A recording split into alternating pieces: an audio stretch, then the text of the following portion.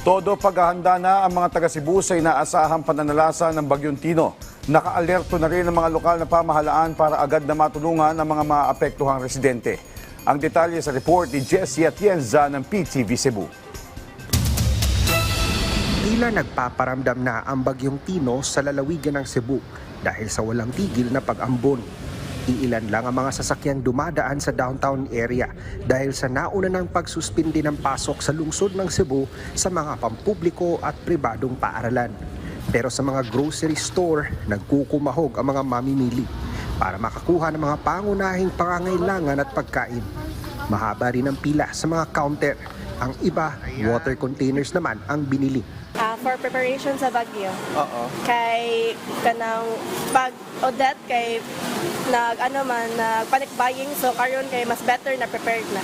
At kahit may bantama ng bagyo, mas pinili pa rin ng iilan na maghanap buhay. Mingaw kayo, way tao, gamay rin halin. Kung unsa kay nga ni ko, magangilangin, uguan kusok uli. Dagsari ng mga motorista sa mga gasoline stations para magpakarga ng krudo o gasolina. Maging ang Cebu City LGU, pinag-half day na ang mga empleyado. Ngunit naka-standby ang mga personnel na may gagampan ng responsibilidad sa disaster preparedness ng LGU. Akong gipahibaw nila ang atong city government is ready. In fact, 2 days na tang ng meeting regarding aning pag-abot sa typhoon. Now, ang atong mga heavy equipment na nasa kabukiran, no?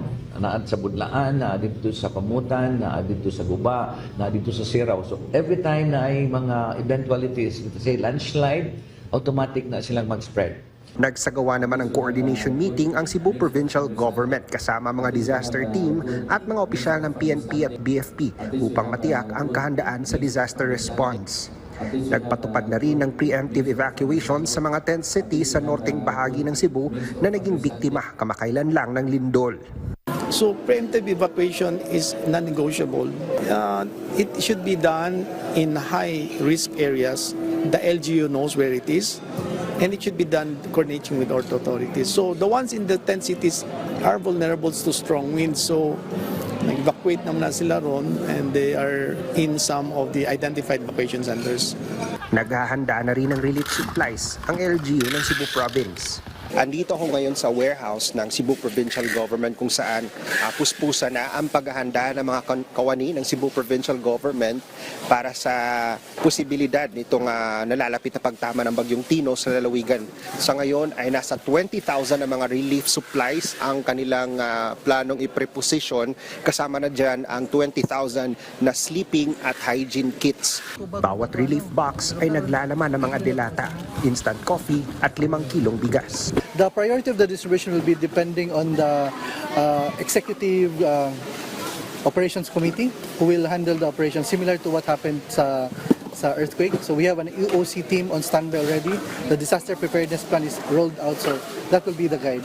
Ayon sa Pag-asa, inaasahan ang pagbuhos ng malakas na ulan sa lalawigan ng Cebu, kaya naman lahat ay naabisuhan na maging alerto at sumunod sa payo ng mga otoridad. Mula sa PTV Cebu, Jessie Atienza para sa Pambansang TV sa Bagong Pilipinas.